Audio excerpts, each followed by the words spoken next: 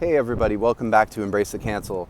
I am here just kind of getting done with a quick workout. I've got a Basquiat shirt on today. I don't know if you can see the back. Maybe I can take a picture of it or something. Let's see.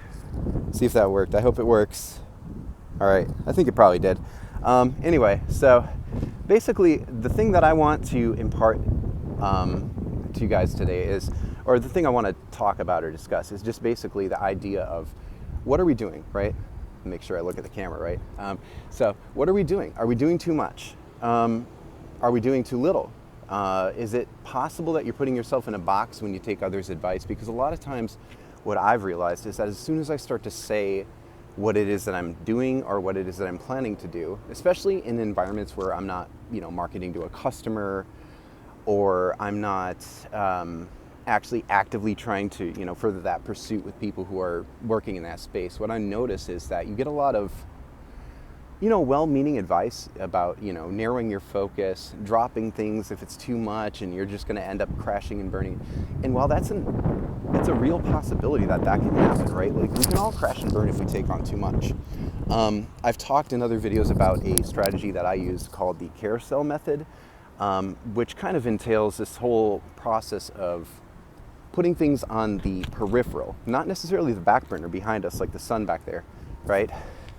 But on the peripheral, and just basically having them there. You can loosely kind of hang on to commitments of things that have some potential, maybe a business idea, something, a creative pursuit or something like that. Maybe you're working a full-time job and you don't have enough time to actively do that to the extent that you need to, right, to be able to be doing it in a serious capacity. But maybe you paint a painting every now and then, like on a weekend or something like that, right? Or maybe, in my case, I like to play a little bit of, I play music. I play in music projects, and some of them have some pretty good notoriety, but I don't necessarily make as much as I make from teaching, for example, like I teach. So these are just things where you can look at things and understand, like, I don't have to narrow, people say narrow your focus or just pick one thing or just drop it all for now. And it's like that you can actually do if you have to, right? Like, I'm always scanning my situation and just trying to figure out, is there too much going on here? Especially if I have one main thing that's like a really big, high commitment kind of demanding thing. Yeah, I'll drop things at least from the level of like commitment and time. But I don't drop them entirely, and that's where I think a lot of people go wrong. Like I recently had somebody suggest that I just quit a music project that I've been doing for years that is really beneficial for me. And I realized in my mind, I'm like, there's so much there for me. It's an outlet. It doesn't require too much of my time, and it has a high return. But to another person, they just see that as something that you're going to end up you're basically going to burn bridges because of. And for me, it hasn't caused me to burn any bridges, but there's things like that where if you mention it to someone, you're going to get that kind of same, it's basic advice. It's basic advice. Don't do too much, right? If you do too much, you might end up regretting it, right? Maybe something that matters more to you might suffer in. Well, that is true. I think that a bigger thing, and something that I will challenge you to think about, is what if you go your whole entire life, right? And the things that you wanted to do, the things you wanted to create, the things you wanted to bring to this world, you just sleep on those, right? What would that look like, right? What would it look like if we just sleep on the things that we wanted to create, right? What would that look like? You get a little older. Right now I'm about 41 years old, right? Pretty soon, let's just put it this way, like, it'll only be a matter of years and I'll be 51 years old. And in only so many years from then, I'll be 61. Then I'll be 71. Then I'll be 81 if I make it to that age. What I'm trying to say is that you can do things now while you're able-bodied, while you have the motivation, while you've got the energy, while you've got the physical health. These things are not guaranteed to you, right? And while you should build, and I am, like for me in my life, I make sure that I'm building. Whatever I'm doing, wherever I'm going, I'm making sure that I'm building. I pick one or two main focuses. For me right now, it's teaching and a PhD that I'm working on, right?